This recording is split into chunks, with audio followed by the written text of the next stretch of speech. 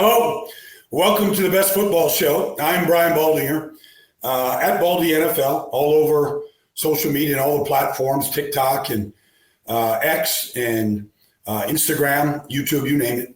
And you can find this podcast wherever you get your Odyssey. Just download your Odyssey app right here for free. You can follow this, like and subscribe to it, tell your friends about it. We're trying to grow this daily podcast, and today is Tuesday. It is the 14th of January, and Super Wildcard Weekend came to a wrap-up last night in Arizona. Obviously, due to the horrific fires in California, the game was moved. A very spirited crowd, full of Viking and Ram fans, but it was really the Rams game from the opening kickoff. Right down the field, touchdown from Stafford to Kyron Williams on a little safety valve from the 5-yard line, jumped out to a 7-0 lead, a 10-0 lead, really had control of the game. And really the question was a couple. One was, could Sam Darnold rebound from a horrendous Week 18 game in Detroit? And the fact is he couldn't. In fact, Sam Darnold started 18 games for the Vikings this year. They were 14-4. He threw 35 touchdowns in the regular season, threw another one last night. All right, so 36 touchdowns in those 18 starts, which is pretty good. Puts him at the very top of the leaderboard. But it was the plays he didn't make. It was the turnovers. It was the sacks. His inability to – look, the Rams, credit the Rams. They sacked him 9 times, including the very first play of the game. They sacked him. They constantly had him behind the sticks. They hit him 12 more times. They forced the interception. They forced the fumble return for a touchdown by Jared Verse. And we saw a dominant defensive front by all of the young defensive linemen of the Rams. Jared Verse, Kobe Turner, Byron Young, Braden Fisk. Like they all showed up and they all played well. The defensive schemes by Coach Shula were great. Blitzing the safeties, whether it was Quentin Lake, you name it. Kello Witherspoon got to the back of Darnold and knocked the ball out, and Jared Verse went 57 yards for a touchdown to really blow the game open. But I guess the question is, Sam Darnold, for the Vikings going forward, he was 14-4 as a starter. Like I mentioned, he threw 36 touchdowns. He had 5 clunkers in his starts. In his 18 starts, he had 5 clunkers, including the final 2. We only concentrated on the last 2 in Detroit and last night against the Rams. We saw 5 clunkers, but he had 5. But he also had 13 great games. So the Vikings, and I talked to the general manager back in Week 14 when Minnesota was getting ready to play the Atlanta Falcons, and he said, we don't have any decisions to make right now. Let it play out. Well, the Vikings have played it out, and this is what I think is going to happen. I don't think the Vikings necessarily want to lose Sam Darnold, but I don't think they want to make him a big, huge offer either. He's on a 1-year deal for $10 million. They got their $10 million worth. They got to the playoffs. They looked bad in the last 2 games. But I think what the Vikings will do is say, look, Sam, we want you, but go test the market. Go see what the market is. Maybe the Giants, who knows, teams that need a quarterback. Maybe they'll make an offer. And maybe give us the chance to honor or match the offer. Because I know Sam doesn't want to go. I know he wants to stay. But J.J. McCarthy will be healthy. He was drafted to be the future quarterback. It was a group decision by Kevin O'Connell and Kwesi, the general manager, and the front office. But it did not finish well. So the Rams move on. They played great football. The young players, young defensive linemen, Stafford, the young offensive line, Bo Limmer at center, the rookie. They played well. Didn't turn the ball over, good game plan. Vikings never got close, never. So it was a good finish to Super Wildcard Weekend. And honestly, out of the 6 games, there was one really entertaining game. That was the Bucs in Washington. But that happens when you get, good to mediocre quarterback play. In the next round, we'll get to those games. We'll get to, but you're going to see MVPs like Lamar and like Patrick Mahomes and MVP candidates like Josh Allen. And we'll see, young quarterbacks taken in the second round from Jaden Daniels to C.J. Stroud. We'll see old hats like Matt Stafford, who's been a Super Bowl MVP and, number one pick and all that stuff. But let's get to really the news, and that's the Dallas Cowboys, because they don't really do anything conventionally. They wait almost a week to move on from Mike McCarthy after interviews have been done with guys like Mike Vrabel, who is now the head coach of the New England Patriots. When you could have interviewed Ben Johnson during his bye week, things that they could have done they can't do right now. So it really leads to, is Deion Sanders a candidate?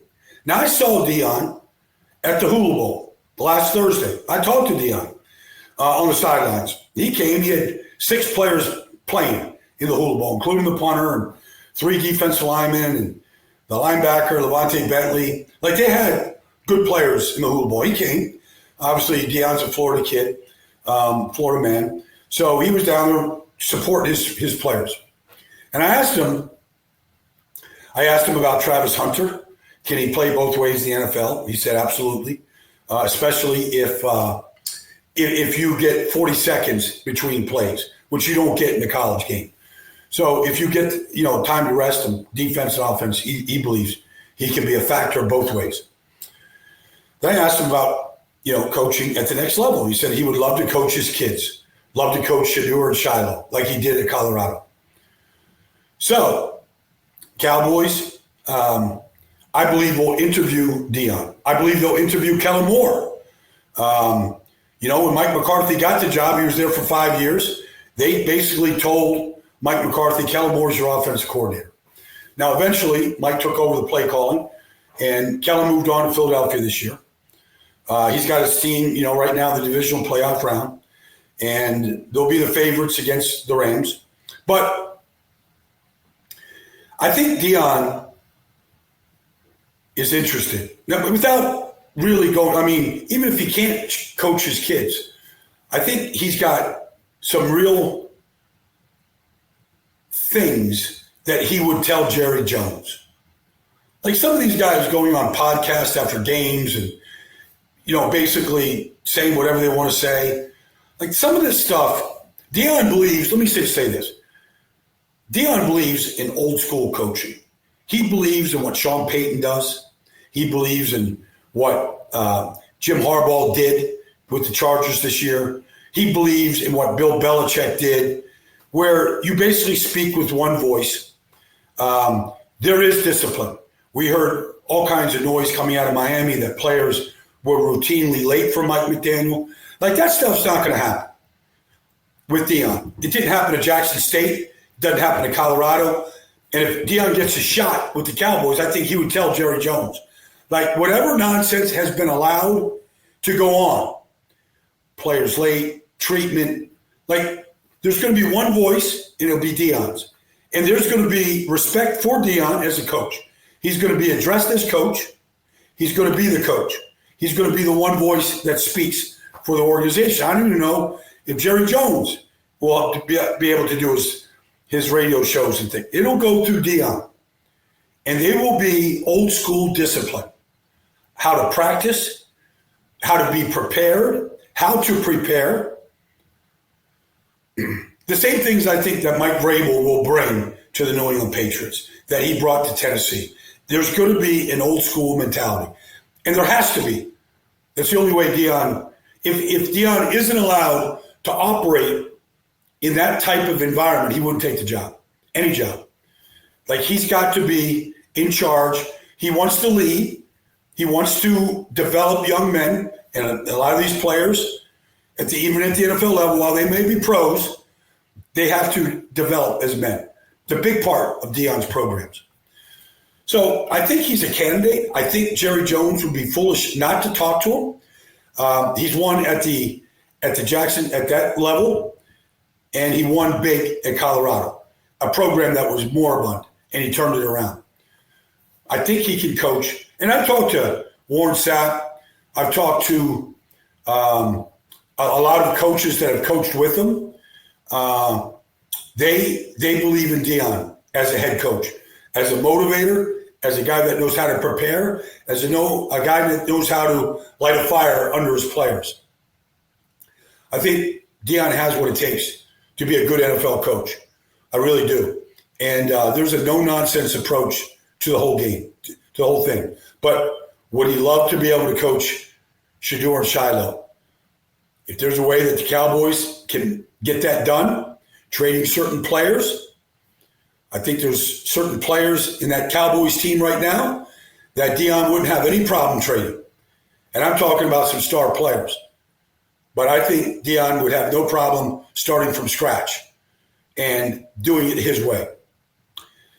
Let's get to Sunday, because Sunday in this divisional round starts in Philadelphia.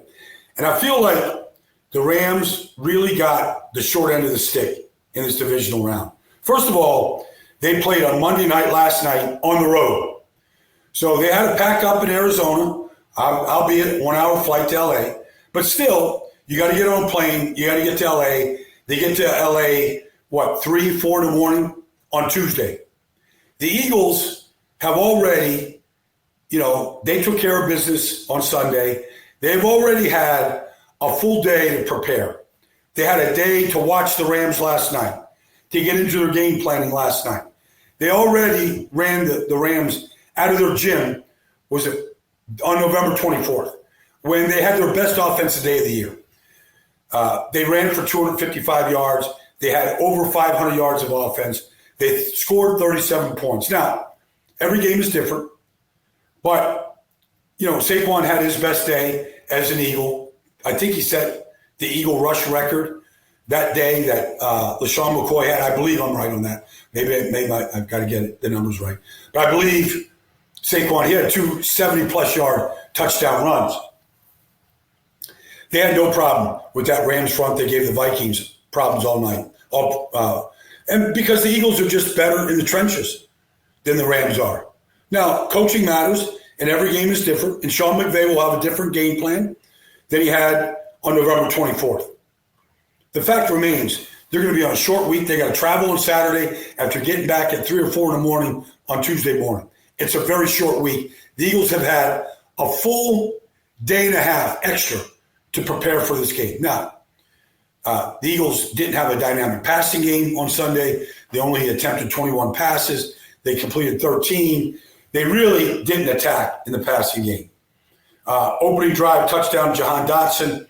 Okay, he's the guy that uncovered the end zone. Jalen Hurts had 7 seconds to throw the ball. He found the open receiver. But the marquee game on Sunday night at 6:30, is in Buffalo, where the Ravens play the Buffalo Bills. And really, the first time they played, Baltimore destroyed Buffalo. I think the opening play of the game, if I'm not mistaken, we saw Derrick Henry go 83 or 87 yards for a touchdown. Outran the whole defense. Much like he did against the Steelers, on Saturday night. It's going to be a handful for Buffalo's defense to stop Lamar and Derrick Henry. And then the passing game, the 2 tight ends, Andrews likely, whether Zay Flowers plays or not. Rashad Bateman caught a touchdown pass last week. I think it's going to be a handful. And then the one matchup I think that's going to be, and look, everyone's going to talk about Josh and Lamar, and that's great. We love talking about quarterbacks and who's worthy of the MVP and all that kind of stuff. It's going to cover the headlines for sure. But this Bills offensive line is very good. But they're going up against a team that led the league in sacks a year ago and was second in the league in sacks this year. And they have a pass rush specialist coach in Chuck Smith that has seen the development of Odafe Owe, the development of Justin Madubuike, the play of Kyle Van Noy and the 2 best years of his whole career, and the play of Travis Jones inside. They believe they can get an effective quarterback with their front 4. Now, they will blitz, but they have played better, a lot better defensively than they did the first half of the season when they were giving up big plays in the passing game, and Zach Orr didn't look like he was ready for the job. But what happened was the defensive front really developed and came on. They got their secondary fixed with Washington at safety. Marlon Humphreys had a Pro Bowl season. They played a lot better, in the secondary than they did in the first half of the season. But I believe I don't know what the line is on the game. I should know, but I don't. I think Baltimore, and this is early. It's just Tuesday's look ahead. I think Baltimore is going to be a tough juggernaut to stop. Anyways, that's a look at the Best Football Show on this Tuesday, January 14th. Come back and join me tomorrow morning. Look forward to talking to more about what I glean on tape. I'll go back and watch that Buffalo-Baltimore game, go back and watch that Rams and Eagle game and some of these rematches that we have seen from this past season. Thanks for joining me, everybody. This has been the Best Football Show.